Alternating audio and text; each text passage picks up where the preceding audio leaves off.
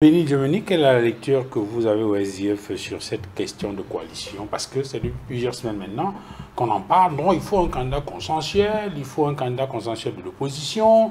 Tout le monde en parle. D'ailleurs, le week-end dernier, le ministre Velou Maïgari était reçu en audience au palais du Faux de Bamidjo, qui a lui aussi réitéré la nécessité pour l'opposition de se mettre ensemble pour désigner un candidat consensuel. Vous, au SIF, quelle est votre lecture? Quelle est votre lecture de cette affaire de coalition des partis politiques d'opposition? Alors, je voudrais, avant d'aller sur ce sujet, dire un mot sur le sujet précédent en la réponse de ce que a dit mon collègue, l'honorable Mout. Vous savez, au jour d'aujourd'hui, le Cameroun se porte comme la présidence de la République. C'est-à-dire que... très bien. La présidence se porte très bien. Très bien. Ah, d'accord. Si la présidence se porte très bien, lorsque vous voyez les séances d'incantation quelque part, ça veut dire que le lieu est maléfiquement, est en train d'être, le lieu est même pourri. Et donc on envoie donc les marabouts ou bien venir purifier le lieu, comme a dit... Dans le cas d'espèce, ce n'était pas des marabouts, c'était les chefs traditionnels. Les chefs traditionnels honorables chefs traditionnels. Les chefs traditionnels sont les patrons des marabouts dans le village. Si vous ne connaissez pas ça. Quand on parle de chef traditionnel, c'est le chef des marabouts dans un village.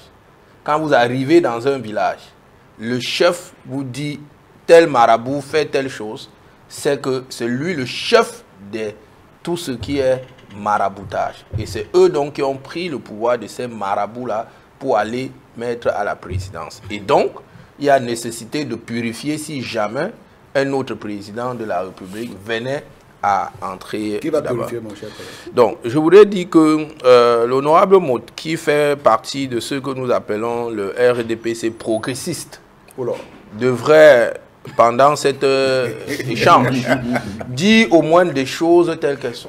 Parce qu'aujourd'hui, honorable Maud, nous avions un Cameroun qui est malade. Et ce Cameroun qui est malade, on est en train de regarder tout le monde. Chacun doit apporter sa partition. Le président de la République, que vous le vouliez ou pas, il est partant. Et le Cameroun reviendra à nous autres. On va s'asseoir, on regardera, on a dit, l'honorable Maud avait l'habitude de mentir à Mondiovision. Il avait l'habitude de soutenir tout ce qui est illégal. En dépit de sa casquette d'expert qu'il était, il continuait toujours à s'aimer le jeu trouble dans la compréhension de la République. Parce que chacun de nous, au moins, a étudié ce qu'on appelle la science politique. Ça va être du macartisme. Oui, mais c'est ce qu'il faut faire après. Parce que, voyez-vous, au jour d'aujourd'hui, pendant que vous souffrez, comme M. Arétis Mono, certains se plaisent dans le plétus, certains se plaisent à dire que lui, il est une personne qu'il faut diaboliser, il faut l'attaquer par tous les moyens, alors que il ne restitue que ce qu'on l'a appris à l'université. Alors, l'objectif étant donc de déloger le RDPC, il faut bien trouver une mécanique. J'y arrive. Est-ce que la coalition annoncée peut être une solution? J'y arrive. Le système pour ce qui est de la coalition, donc comme je vous disais, il faudrait que vous me laissiez le temps d'expliquer aux Camerounais les choses telles qu'elles sont. Parce que moi, je me demande si je suis souvent politique, malgré ma casquette de député, parce qu'au moins, il faut restituer les choses dans leur contexte. Lorsque la présidence de la République fait le maraboutage au mon Dieu vision de tout le monde, vous imaginez ce que le peuple peut subir. Aujourd'hui, on parle de coalition, l'Union pour le changement. Mais je voudrais vous dire que je suis parlementaire. Nous avions mis à l'Assemblée nationale une équipe qui s'appelait toujours Union pour le changement. Et donc, lorsque certaines personnes veulent prendre un peu de déjeuner, ils utilisent des noms et à la fin, vous ne comprenez même pas d'où ça sort. Qui sont ceux qui ont aujourd'hui engagé ce qu'on appelle l'Union pour le changement? J'entends même dire qu'on a même déjà choisi un candidat. C'est ce que j'ai entendu. Hier, j'ai cru qu'on a choisi un ancien ministre de BIA qui serait probablement le candidat de l'Union pour le changement. Et puis, je ne voudrais même pas dire quelque chose parce que nous en avons souffert de ce ministre-là. C'est-à-dire que vous voyez un monsieur qui s'en va importer 7 blancs, 7 faux blancs, comme a dit M. Baïbek. pour venir crédibiliser les élections de Biya. Je dis bien 7 faux blancs. Et puis vous restez à la télé, vous voyez un blanc, il est en train de vous dire que je suis de Transparency International. Je voudrais vous rassurer que M. Biya a gagné. Et après, Transparency International dit que je ne reconnais pas ce monsieur. C'était l'initiative de qui? Au jour d'aujourd'hui, on est resté dans l'opposition. On souffre, et après il revient dire que je suis celui qui doit vous donner le meilleur médicament. Moi, je ne voudrais pas parler de l'opposition. Dans l'affaire des faux observateurs de Transparency, vous attribuez ça au ministre Siroma? Qui avait prononcé cela? Qui les avait Je pose la amenés? question. Qui avait amené ces faux blancs? C'était pas lui? Ah bon, les faux observateurs, pas de faux blancs. Ah, les faux observateurs. Faux observateurs avec de faux blancs. Donc, j'y vais donc maintenant. Au niveau de notre parti politique, écoutez, vous avez tout à l'heure cité notre feu président Ni John Fundi. Je voudrais vous remercier pour les mots aimables que vous avez prononcés parce qu'effectivement, c'est ça qui m'a amené à militer au SDF. Parce que j'ai vu un homme déterminé et j'ai adhéré à son idéologie. Je dis bien à son idéologie. Aujourd'hui, au SDF, il nous a laissé un patrimoine. Un patrimoine où il y a le consensus. C'est-à-dire que beaucoup pensent que le SDF, l'honorable président Joshua peut se lever un matin et aller dire que je vais rejoindre tel. Il ne peut pas le faire. Il ne peut pas. Nous ne sommes pas comme au RDPC où on s'assoit, on donne une onction. L'honorable Mouk ne connaît même pas, il n'a jamais vu son président depuis qu'il milite. Il n'a jamais salué son président. La preuve, il me dira quand et comment. On est tous à l'Assemblée nationale depuis presque 5 ans. Personne de nous n'a jamais salué le président de la République. Ailleurs, le député au moins, parce que je parle au nom de 180 000 Camerounais qui m'ont donné la voix. Lui également. Est-ce qu'il a même déjà un jour vu son président? Il a même déjà un jour été là-bas, il arrive là-bas, il se coupe devant Ngongo, comme si c'est Ngongo qui le rationnait, comme si c'est Ngongo chez lui qui mange, il se met à genoux devant lui, comme si... Monsieur, vous valez mieux que Ngongo. Parce que vous êtes élu. Et donc, moi, je ne peux pas me courber devant lui. Je suis désolé. Je peux, à la limite, d'après la Constitution, me courber devant un chef de l'État régulièrement élu. Et vous le savez, même un ministre, je ne peux pas. Parce que il suffit qu'à 13 h, un autre décret qu'il a mis là, le déloge. Mais moi, monsieur, il n'y a personne. Il n'y a personne qui m'enlèvera là. Sauf ceux qui ont décidé de me mettre là-bas. Et je vais rester. J'y reviens. Je n'ai pas répondu. Soyez patient. Soyez pas sur la coalition. Je vous ai donc dit que aujourd'hui, ceux qui prononcent la coalition, c'est parce qu'ils sont sûrs qu'ils ne peuvent pas gagner l'élection. Ils sont sûrs. Donc, vous vous levez. Depuis que nous sommes au SDF, on travaille tous les jours. Vous avez vu l'honorable Joshua faire le tour du Cameroun. Aller au nord, aller au sud, aller dans tous les chefs traditionnels. On n'est pas venu vers lui. Il est allé les rencontrer, discuter avec eux, recueillir leurs problèmes. Et il revient aujourd'hui s'asseoir pour dire voici comment on va traiter leurs problèmes à partir d'un plan de campagne. Et à partir d'un programme que je vous invite à aller lire. Et au jour d'aujourd'hui, vous avez quelqu'un que pendant ce temps, il déjeunait avec le président de la République, il mangeait avec lui, il utilisait les grosses voitures pendant qu'on nous faisait au quartier, ainsi de suite. Il revient. Pendant que nous, on est au Parlement. Vous avez vu ce qu'on a organisé, opération blocus au Parlement.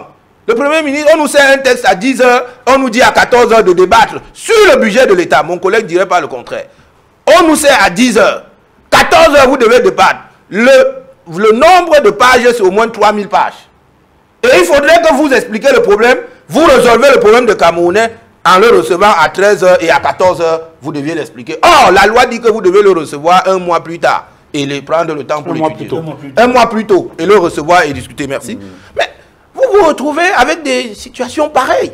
Et puis, nous, on est préparés parce qu'on a... Je voudrais vous dire, si vous voulez que je vous dise la vérité, nous sommes en train de réfléchir sur comment entrer à Etoudib. C'est plus comment on va gagner. Nous avons gagné et on sait comment on va gagner. Comment on entre à Etoudi. C'est le problème. Avec les maraboutages qu'on a vu à Etoudi. Avec l'armée de M. Biya. C'est ça que nous réfléchissons comment faire pour l'instant. Donc, si vous n'avez pas besoin de coalition pour gagner, tout au moins vous aurez besoin de coalition pour entrer à Etoudi. Mais je vous reviens pour comment on va arriver là. Parce que vous prenez quelqu'un qui se lève le matin à moins d'un mois d'élection. Je dis bien à moins d'un mois d'élection. Vous vous préparez depuis 7 ans.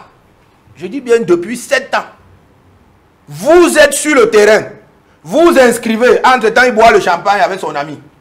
Entre-temps, il utilise le budget de l'État. Entre-temps, il utilise la voiture de l'État. Vous êtes sur le terrain, vous faites le porte-à-porte, vous expliquez le problème. 7 ans après, moins d'un mois, le gars, il se lève, il dit que Monsieur Biya, dors un peu dans ta chambre, je vais aller aussi voir sur le terrain. Il dit qu'il a démissionné.